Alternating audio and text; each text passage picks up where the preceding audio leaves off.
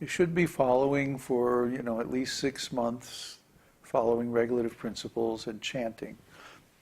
6 months to a year, like that. And the reason why we do it, especially first initiation, is just to encourage the disciple. The real initiation is the second initiation, where you get the Diksha mantras, the Gayatri mantra.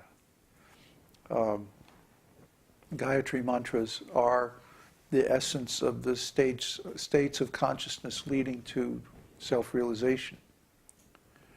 See, but somebody has to be well established in spiritual life before they can use them effectively.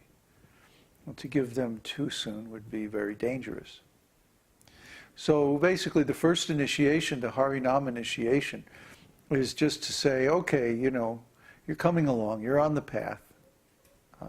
But the real initiation is the second initiation.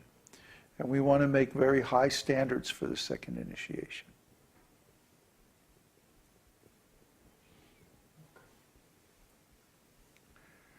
There's some more questions over here. Oh, good. Let me see the chat.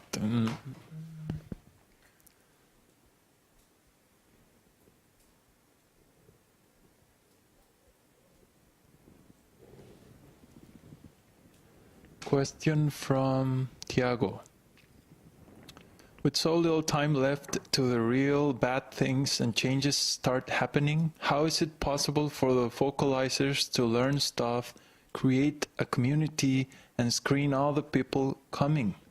Well, this is what I've just been talking about. It's like we need to get on and do it. Huh? If if we are afraid of the work, or we're lazy and we just don't want to do the work, or we expect somebody else to do the work, then it's not going to get done. So it's like, just do it already.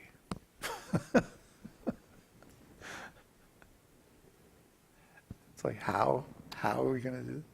Just do it.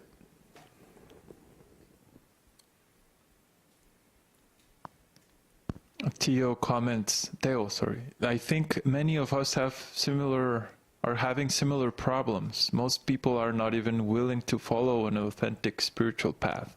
What to speak of changing their perspectives and lives completely? Yeah.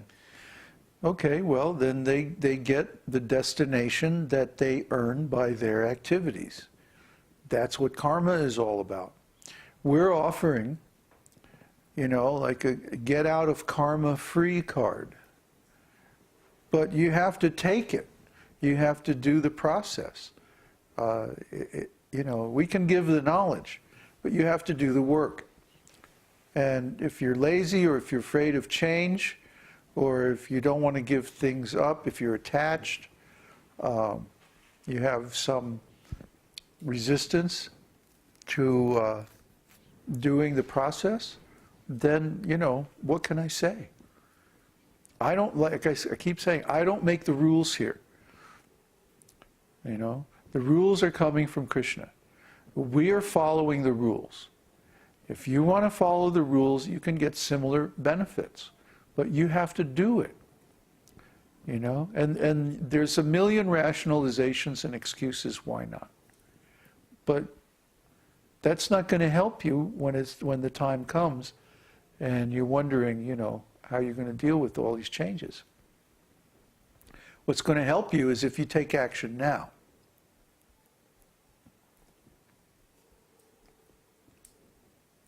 There are several comments in the same line. Like David Lugan says, I'm sharing the esoteric teaching bridge community with almost everyone that I have met so far. I have not met people who can't even get past the basics. Well, no wait a meat eating. minute. I think there's a big misunderstanding about how to preach.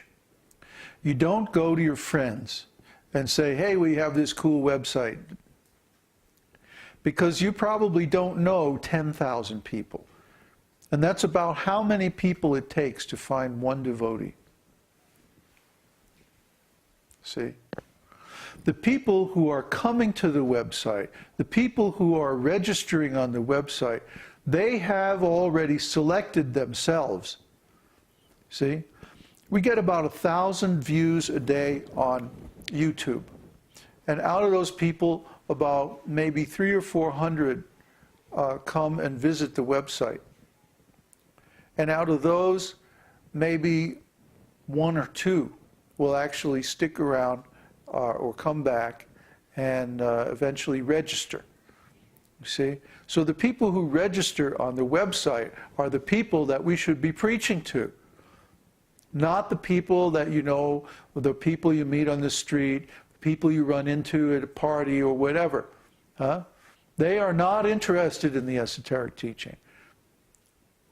We can tell you that already. They are not interested. Even if you go to some place like a so-called spiritual community, huh? And you say, hey, there's this great website called the Esoteric Teaching. Ah, no, we're not interested. Huh? No, don't bother, don't waste your time preaching to people that you find anywhere here and there. Preach to the other devotees on the website. If you want to preach, preach to the people who have already indicated that they want to be preached to. You know, I don't have the time to preach to everybody. You know, I can relate to a certain number of people who I already have a relationship with. And what I want to do is I want to restrict my direct relationships to people who have enough of a commitment to take one of our courses. I don't want to preach even to the general devotees on the website. I want to restrict my preaching just to the devotees who have enough faith and enough commitment to sign up for our courses. And then to preach to all the other devotees on the website. That's why we need focalizers. That's why we need some more advanced devotees who've been around for a while to take up some responsibility and start preaching to those people. Why should I be the only preacher? You know, you all have read Prabhupada's books. You all know something about this philosophy. Start getting active and start preaching to these people on the website. So that I can go on and do some more advanced work with the people who are serious students. You see? I need to apply my effort and time where it will do the most good. So my job is training preachers. I've already given an extensive example of how to preach on the old Moodle forums. And we're in the process of making, actually we already have a preliminary version of the archives from the Moodle forums. And you can download that. And from looking at that, by doing searches on it and stuff, you can see how to preach. We give the example. All you have to do is follow it. You can even copy and paste out of it. And preach to people that you see need correction, or that you see need encouragement, or need instruction on the site. They have already signed up for the site, and by doing that, they have given us permission to preach to them. So what are we going to do? Just stand around and watch them and see what they do? And then wait for Babaji to fix everything? No, Babaji doesn't have time. I'm out of time. I am out of energy. I need the other devotees to come forward. If this group is ever going to get bigger than 5 guys, if our community is actually going to grow to where it can become a safe haven for devotees. You know what I think is going to happen? I'll be very frank with you. I think we're going to go to India, we're going to get a piece of land, we're going to start establishing a farm and like that. And then meanwhile, the economy is going to go completely nuts and crash in the US and in Europe.